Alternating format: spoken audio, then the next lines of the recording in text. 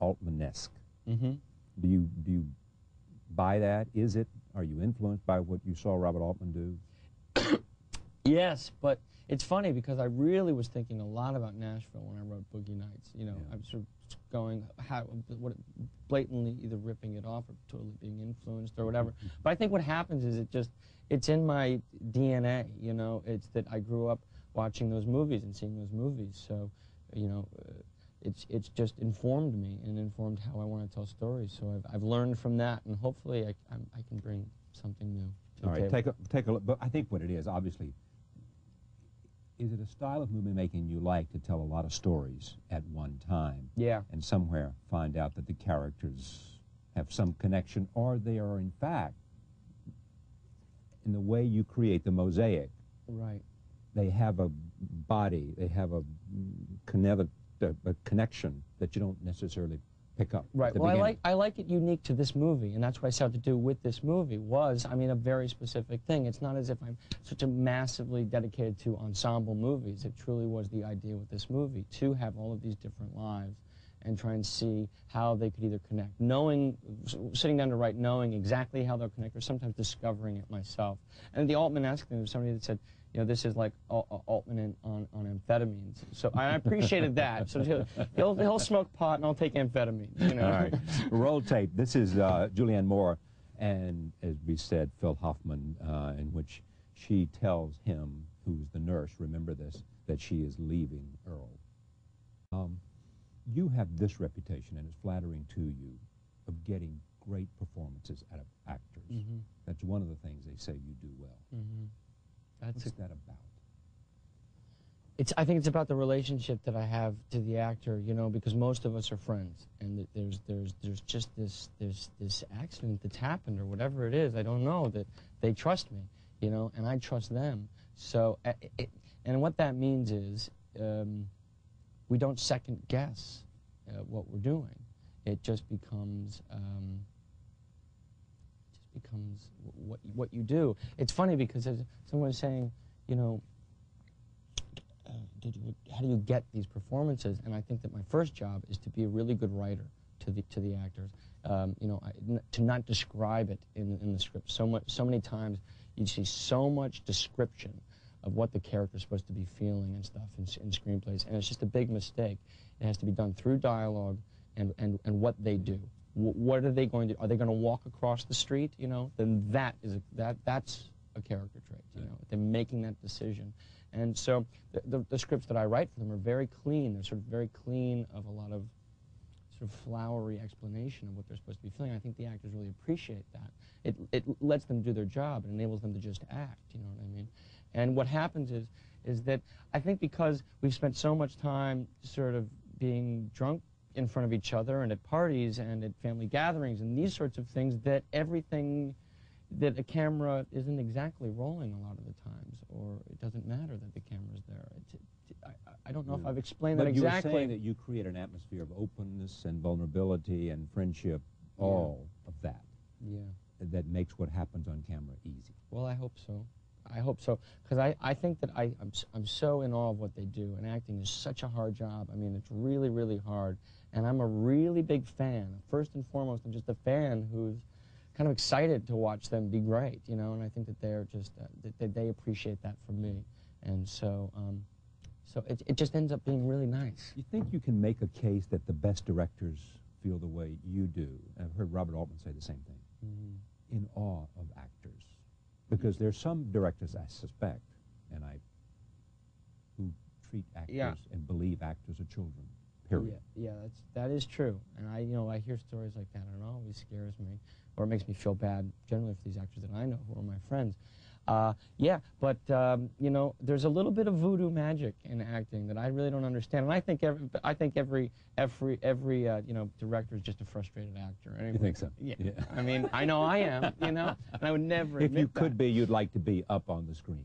Well, no, because I could be. Of course you can, because you make your own movie. Right. I could certainly be there, but Oliver Stone put himself in. Oh yeah, is he good? Any Given Sunday? Yeah, he's fine. Yeah.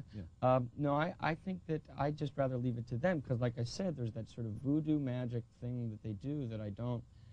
That's precious, and when they do it well, boy, is it exciting to watch. It's so exciting to watch.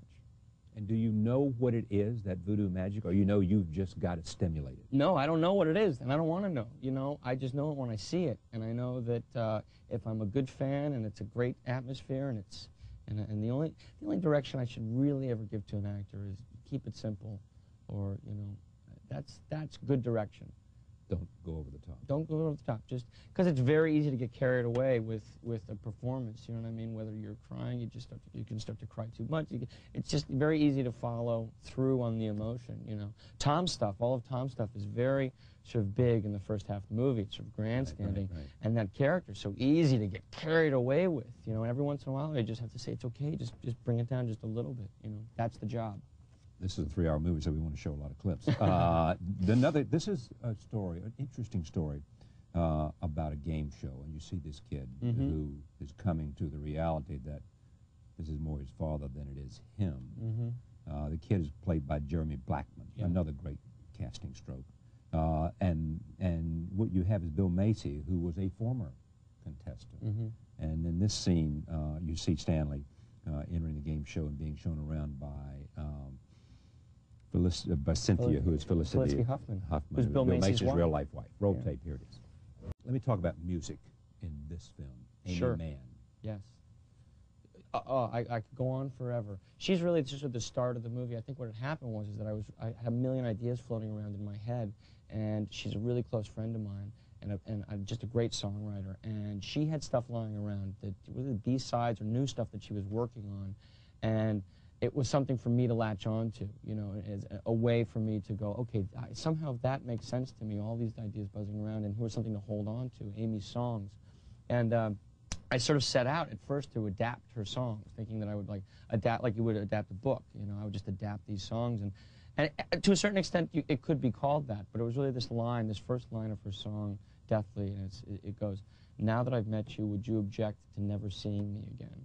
And that was the start of it all, just thinking, that's good, I'm going to steal that, and I'm going to write a movie. What are you saying about pop culture in this movie?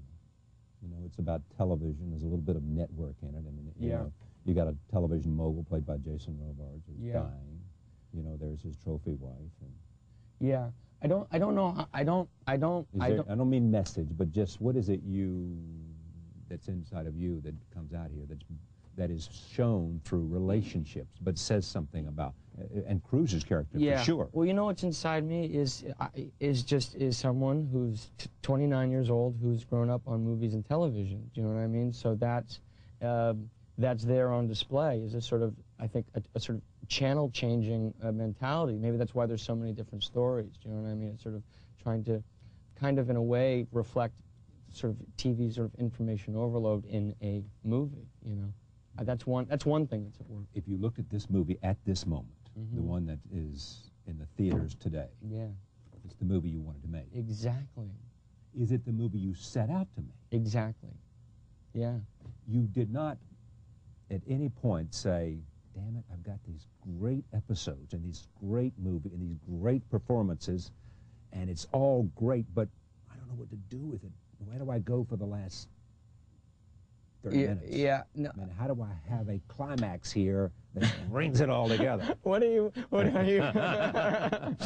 No, you know, the funny thing is what you're hinting towards is actually one of the first things that came into my brain. How it comes together at the end? Yeah, yeah. I'm not telling you. You're not telling. Yeah, I know. I'm not telling you. So we're going to dance and never use. But that's the first thing that came in your mind. Well, it's one of the first things was that as a concept, that big sort of biblical or whatever it is, hint. I don't know. So it's not an afterthought. In other words, it's not an afterthought. What I thought I would do is write, and when it came time where I was written out, that's when what you're referring to would happen. All right. Roll tape. This is a scene in which Phil is ordering groceries over the phone. Again, this brilliant actor, Phil Hoffman. Roll tape. Again, great performances. Cruise. There's a brilliant scene here where with all of his self-help guru confidence, he's unraveled by an interviewer. Played by April Grace. Right. It was great. Yeah, that was fun stuff to write and really fun stuff to watch them act. And that's really just... So what's happening there? Well, she's come in and she's going to sort of dismantle him. She's a woman, so obviously she's got something there on him because all of his courses are about how to seduce women, right. how to basically to destroy women. Right. And so she's come in with that an agenda to destroy him, but it'll sort of destroy him in a very, very, very personal way to catch him in a few lies that he's told.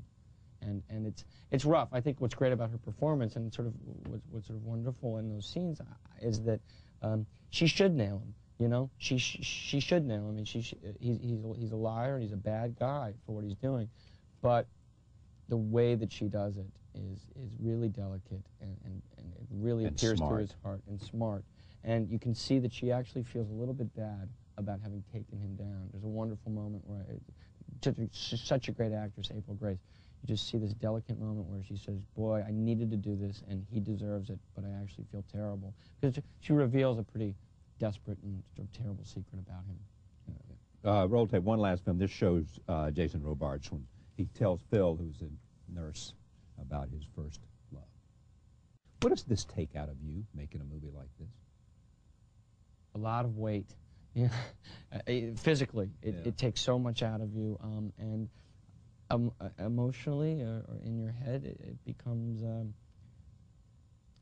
I think, you know, you start to forget a lot of stuff around you, unfortunately, or I have at least for the past year, sort of neglecting my life and friends or family and just been so tunnel vision towards finishing. You live at 18 hours, 20 hours a day. Yeah, yeah.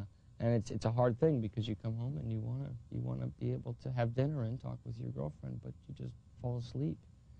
You know, or it's so debilitating.